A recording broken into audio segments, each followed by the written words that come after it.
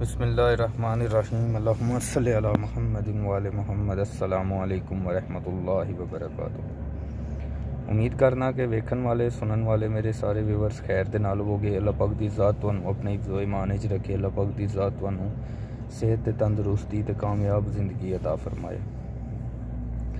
दोस्तों अज जिहड़ी तुहाडे नाल गल शेयर करनी है, गल सबर दे हवाले दे नाल है। दोस्तों सबर के की मैनी ने, सबर के की मीनिंग्स ने, सब तो पहला तो असीं यह डिफाइन करांगे। सबर के जिहड़े लुगवी मायने ने वो ये ने कि तुहाडे ते कोई मुसीबत, परेशानी, रंज, गम आ जाए तो उन्होंने शरीयत के दायरे दे विच रह के बर्दाश्त करना सबर कहलाता है। यह सबर हो गया। एक सबर की दूसरी किस्म है वो है सबरे औला।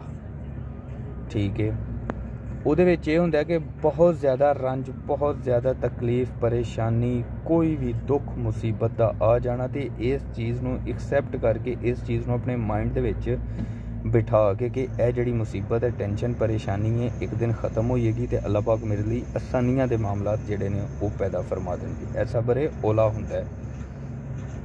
दोस्तों सबरे इमाम हुसैन बादशाह की अगर गल की जाए तो दुनिया दे विच क़यामत तक कोई ऐसी मिसाल नहीं सानू मिलेगी कि जिहड़ी हज़रत इमाम हुसैन बादशाह की मिसाल दे कोल होवे।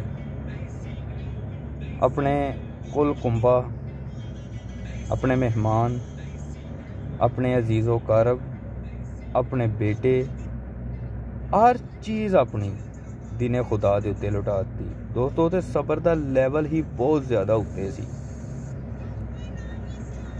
सबरे इमाम हुसैन बादशाह की अगर गल की जाए तो वल्ला बा खुदा सबरे इमाम हुसैन बादशाह की कोई भी मिसाल दुनिया ते नहीं है। जिंदा सबर ते जिंदी इस्तकामत हज़रत इमाम हुसैन बादशाह ने की है।